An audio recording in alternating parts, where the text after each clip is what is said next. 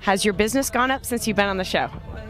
It's definitely improved business. I mean, it's nice to not have to advertise because the show does it for you. For years, Jarrod Schulz kept his mouth shut. He smiled at the cameras, took the hits, and stayed quiet about the one person on the Storage Wars set who allegedly made his life a living nightmare.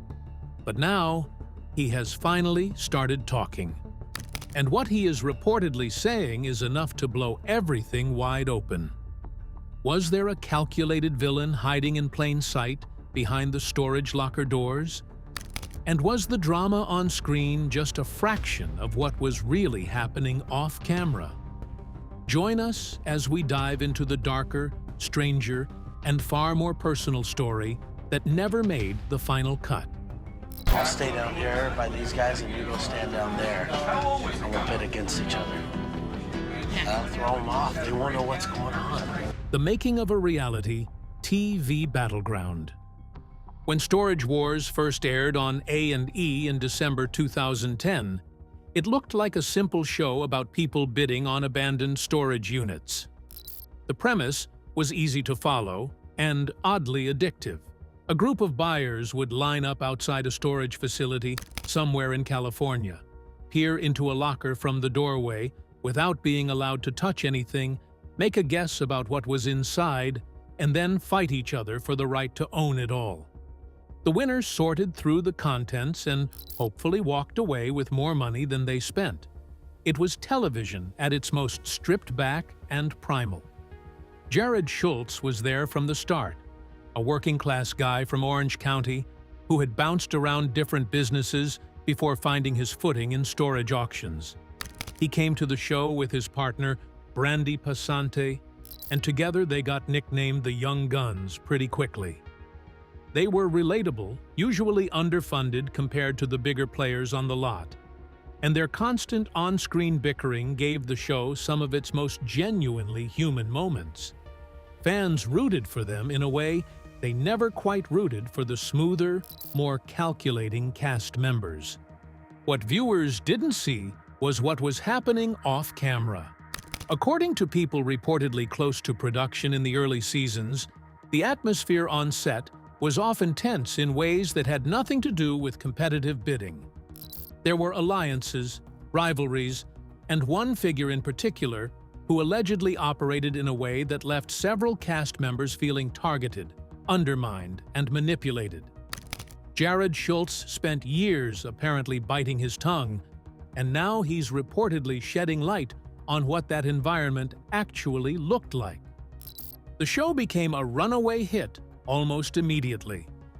By its second season, it was one of the most watched programs on A&E, drawing millions of viewers per episode and spawning multiple spin-offs. But popularity and behind-the-scenes harmony rarely travel together in reality television, and Storage Wars was no exception. The bigger the show got, the higher the stakes became. Not just inside the lockers, but among the people bidding on them.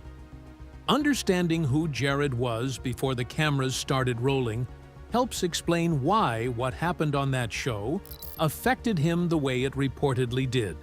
And it also helps explain why it took him so long to speak up about it.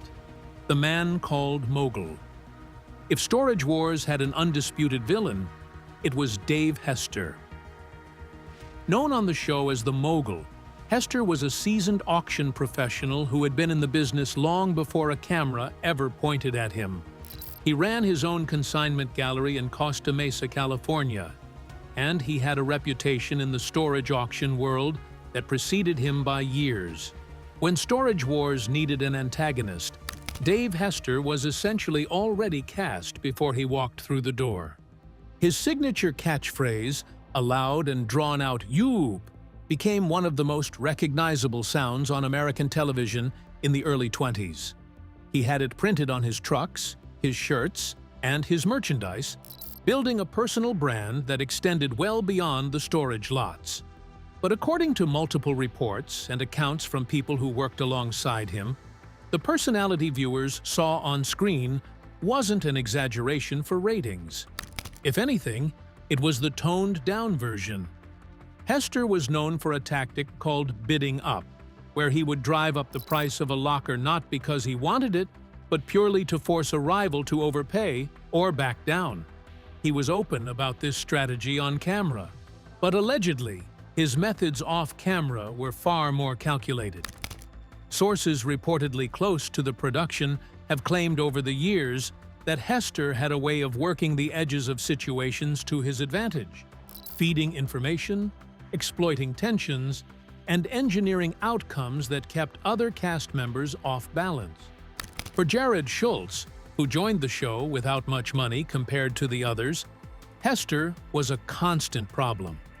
Jarrod was often outbid, laughed at during auctions, and treated in a disrespectful way that went beyond normal competition. Now, Jarrod is saying this wasn't just random. He believes it was done on purpose and kept happening over time, something he only fully realized later. But Dave Hester's behavior on the show was only one layer of a much more complicated story. Because what Hester did next would shake the entire foundation of storage wars and expose secrets that A&E had allegedly been working very hard to keep buried. The lawsuit that blew the lid off everything. In December 2012, A&E fired Dave Hester from Storage Wars. The network did not give a detailed public explanation, but the industry understood that Hester had become too difficult to manage. He had been vocal about his dissatisfaction with how the show was run, and word had gotten around that he was preparing to go public with some serious allegations. What nobody fully anticipated was what he did next. Hester sued A&E and the show's producers for wrongful termination. The lawsuit contained explosive allegations. He claimed that the show was extensively staged, that producers would salt storage lockers by placing valuable or interesting items inside units before bidding began in order to manufacture dramatic reveals. He alleged that cast members were told in advance or through heavily edited setups which lockers to pursue. He claimed that the reality in Storage Wars was, in significant respects, not real at all. The lawsuit rocked the reality TV world. A&E denied the allegations vigorously, and the case eventually wound its way through the courts with parts of it dismissed before a resolution was reached.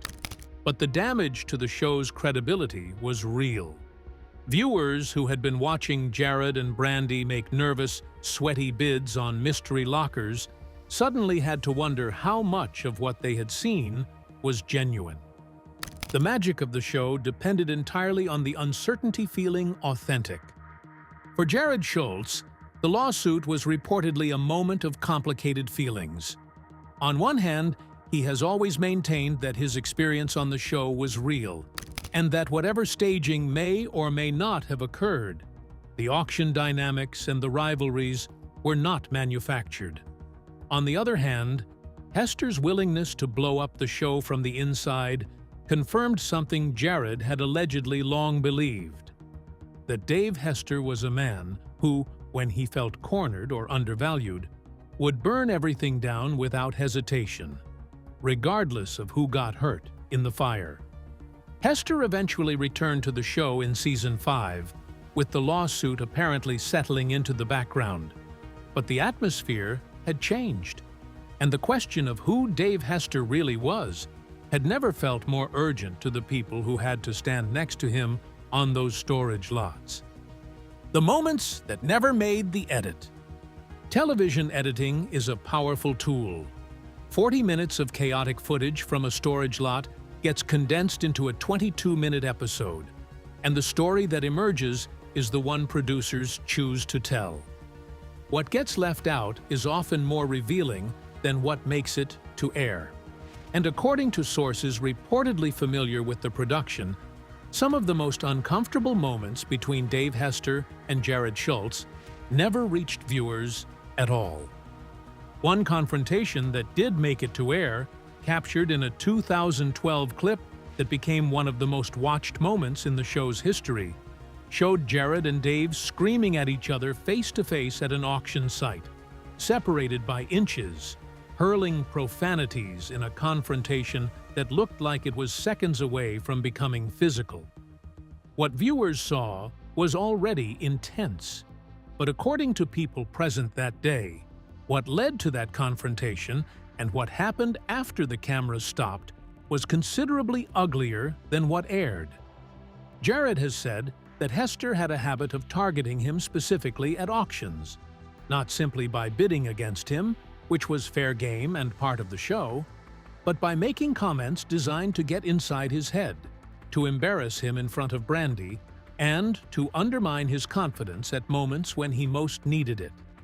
Whether this amounted to anything more than competitive ruthlessness is a matter of perspective, but Jarrod's view, reportedly, is that it crossed a line that normal competition does not. Brandy Passante has been candid in interviews about how genuine her frustration with Dave Hester actually was. She said on the record that if Dave appeared to be getting on her nerves on screen, it was because he was getting on her nerves. Nobody was telling her how to feel about him. For Jarrod, hearing his partner say that openly probably validated something he had been carrying privately for a long time. The tension that viewers saw between Jarrod and Dave was real, but the full weight of it only makes sense when placed alongside everything else that was happening in Jarrod Schulz's life during those same years, because the show was not the only place where things were starting to fall apart. A partnership under pressure. Jarrod Schulz and Brandy Passante met in 1999 and spent nearly 2 decades building a life together. They had 2 children, Cameron and Peyton. They opened and ran a thrift store in Orange, California called Now and Then. They became one of the most recognizable couples on American reality television, and by all outward appearances, even through the bickering that viewers watched every week, they were a unit. What the cameras captured between them had an authenticity that even critics of the show rarely disputed.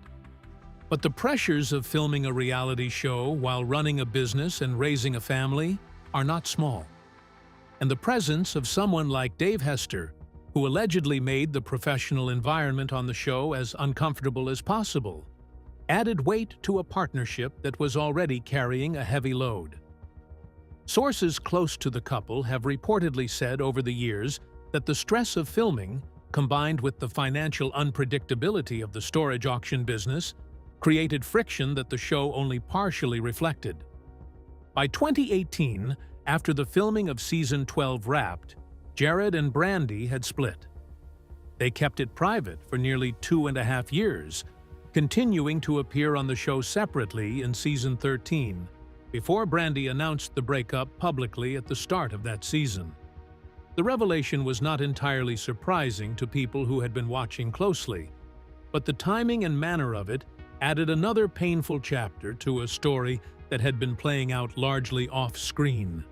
Brandy later gave interviews in which she suggested that Jarrod had been an absent presence in the family's daily life, and she made references to navigating single parenthood largely on her own.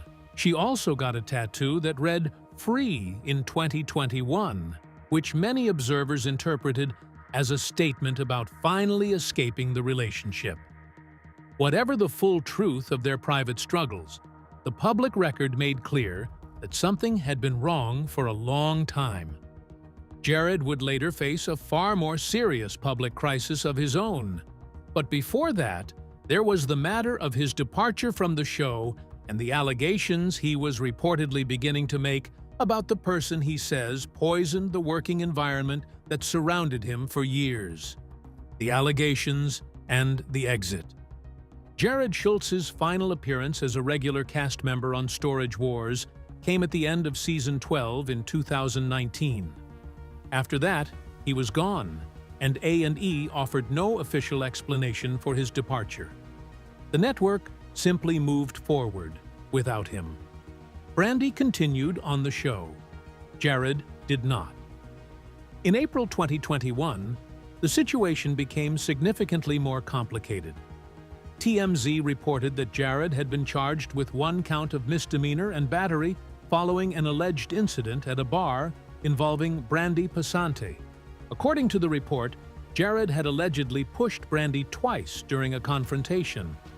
Jarrod left the scene before law enforcement arrived but was subsequently interviewed and charged. He pleaded not guilty and requested that the case be dismissed.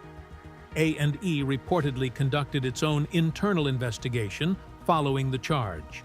The charge was serious, and it changed the public conversation around Jarrod Schulz significantly.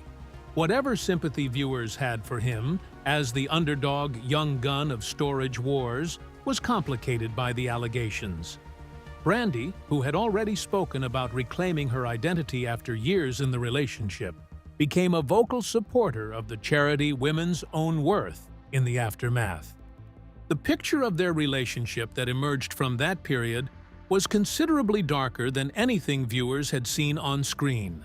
What Jarrod has allegedly been saying privately in recent years, according to sources, is that the toxicity he encountered working alongside Dave Hester was in some ways a reflection of a broader environment on the show that normalized a certain kind of aggression and manipulation.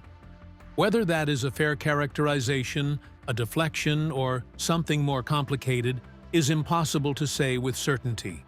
But it adds a dimension to his account of what working alongside Hester was like that goes beyond simple professional rivalry. Since leaving the show, Jarrod has stayed mostly off-camera. He has been active on social media, has moved into the bar and grill business with his Rush Bar and Grill establishment in Lake Forest, California, and has largely avoided the kind of prolonged public statements that would invite further scrutiny. But the things he has allegedly said in private conversations about his former co-star have reportedly painted a portrait of a working relationship that was far more damaging than the show ever let on. What Jarrod is reportedly saying now. According to sources reportedly familiar with Jarrod Schulz's private conversations in recent years, his account of working alongside Dave Hester goes well beyond the on-screen clashes that made their rivalry a staple of storage wars. Jarrod has allegedly described Hester as someone who was not simply a tough competitor, but a deliberate agent of chaos. Someone who allegedly worked behind the scenes to damage the standing and confidence of other cast members in ways that were never captured by any camera.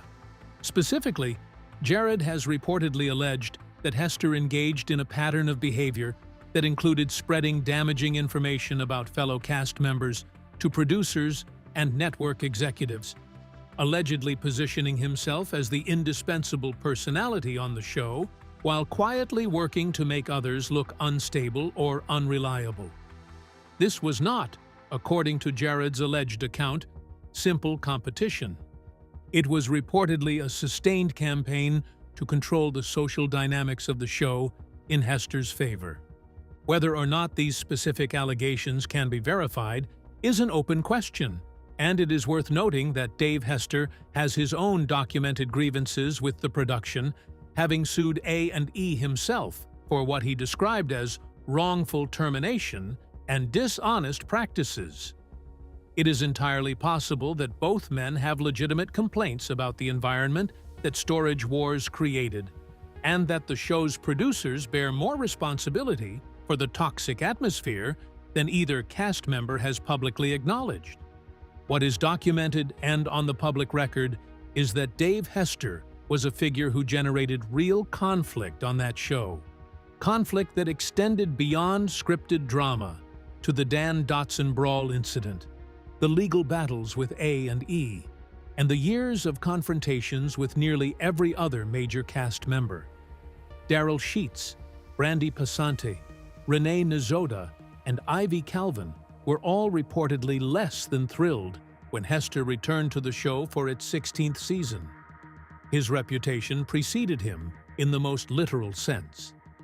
If what he is reportedly saying about his most notorious co-star is even partially accurate, it suggests that the most interesting story Storage Wars ever had was never the one that appeared on screen. The legacy of a show that changed both of them. Storage Wars ran for 16 seasons and is counting. It launched multiple spin-offs, turned several ordinary working people into household names, and generated a level of cultural visibility that none of its original cast members could have anticipated when they first agreed to let cameras follow them around California storage lots. Whatever its flaws, whatever the truth of its scripting or staging controversies, it was genuinely entertaining television, and the people who made it entertaining deserve credit for that. Dave Hester's legacy is a complicated one. He was, by his own admission, and by the account of nearly everyone who worked with him, an extraordinarily difficult personality. But he was also a genuine auction professional with real expertise, and his confrontational style gave the show much of its energy in its early seasons. His lawsuit allegations, whatever their legal outcome, raised questions about reality television production practices that the industry has never fully answered.